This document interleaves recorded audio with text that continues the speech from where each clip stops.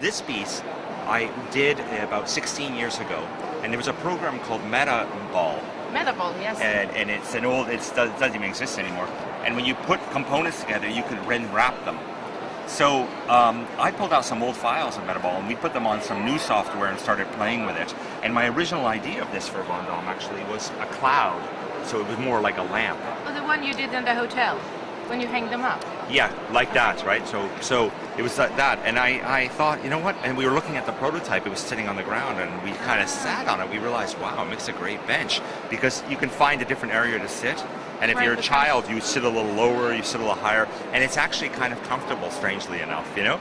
So what I like is a kind of strange moment of friction where if you walked into lobby of a hotel and it's just sitting there or out in a field in a park, you wouldn't really think it's a bench, it's a sculpture, but you'd probably try to sit on it, you know? Definitely, and a child. Yeah, versus this, which is all very practical furniture. I mean, this is called Vertex, and it's really a play on Werner Panton, because I was sick and tired of press telling me that I'm like Werner Panton.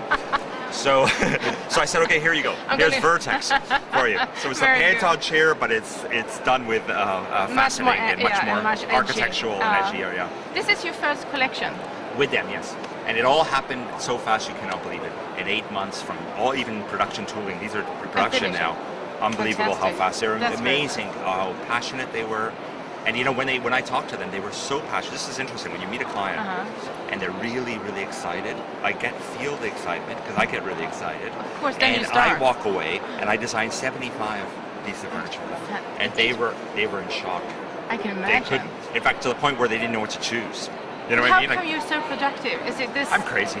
Is it because you fell in love and got married, or? I only got married a year and a half ago. I've been productive for 20 years. No, but I thought this one so quickly. Oh, for this one. Well, no, you know what it is, I think, is that the way I work, even though I have a lot of clients and a lot of projects, when I speak to a client, before I have the job, I'm sitting in a meeting and they're chatting. My mind races. And I realize that's the most creative time for me. It's not when I'm sketching, it's not at the computer, it's not when I'm sleeping, it's in the meeting. Because I'm hearing people talk, and when they're talking and we're talking about things, my mind moves. So if I walk out of the meeting, if I'm smart, I grab a sketchbook, I sit in my office, lock my door for an hour, and try to draw everything I just thought about. If I got another meeting right after, if I wait 2-3 days, I start to forget some of my ideas. So really, it's the customer's projection towards. Yeah, it's almost like their mandate, their criteria, when they're talking, and something when they speaking about their history of their company, whatever it is, gets me so excited. And for the client, it gets personal. Yeah, I mean, it's almost like erotic talking, foreplay, where you gotta start getting, you're ready for action.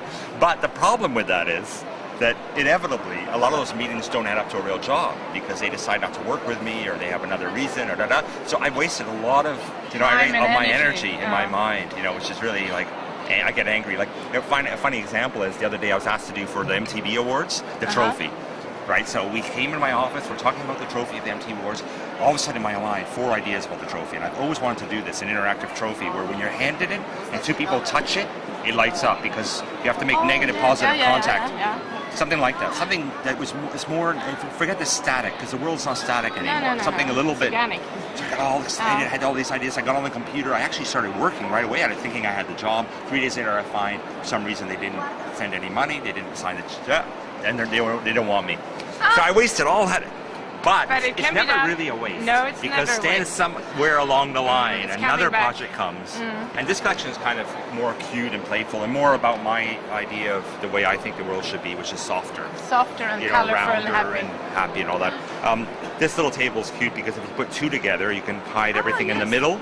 But you also flip it and it's a stool. So it works as a stool too. And you can put a plate of prosciutto on it.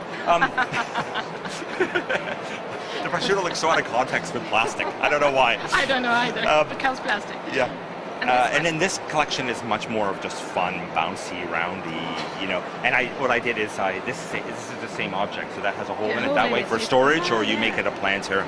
That's good. And it was this is really basically I tried to do something really, really comfortable. The icon of this kind of outdoor chair. In fact, one of the icons I think was the Stark bubble for Cartel. And it was very much of, how can I say, derivative of art, what's it called, of the Belle Epoque sofa, the shape. Shapes of it. You know, and not many people have really replaced that in a way. Nobody's really quite done the thing to, you know, go to.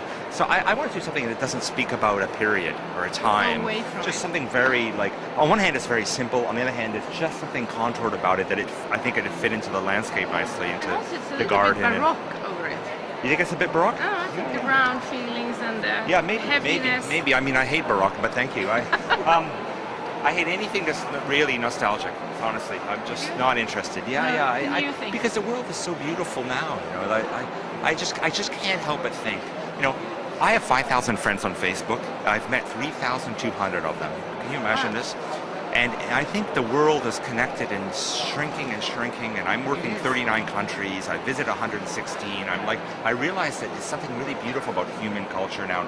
This is the time we live in now. So when I design somehow and do something static or inanimate, I want to somehow speak From now. about now. You know, and I think it's kind of fascinating. If I have an iPad now, or you know, I have a phone that has, an iPod that has 160 gigabytes of music, and I love music, and I DJ and all that. When I play all these electronic sounds, I kind of want to capture all that, the data in our spaces, all this stuff in physical work. And it's a hard thing to do in a way, because one could argue so much form has been done. So you need to go beyond the form. I think it needs to be something about somehow about our day we live in now, a kind of our casual experiences, the nice thing about doing work with the Van Damme and in plastic in general, even though, you know, plastic has a bad rap now, is that it's accessible and inexpensive, you know? And that's, like this couch is, you know, going to be, of course, 1/5 the price of a typical couch. Which is fantastic. Which is because, it's super lightweight. It's, you know, and you can throw it around, and really in a sense, and it's 100% recyclable. I mean, which is important. Which is important. So we can just grind it up, you know, and grind it up and make something else out of it. That's the nice thing about polyethylene. It's all 100% recyclable. It's just like PET on water bottles. If the infrastructure is there to recycle it, which is another problem.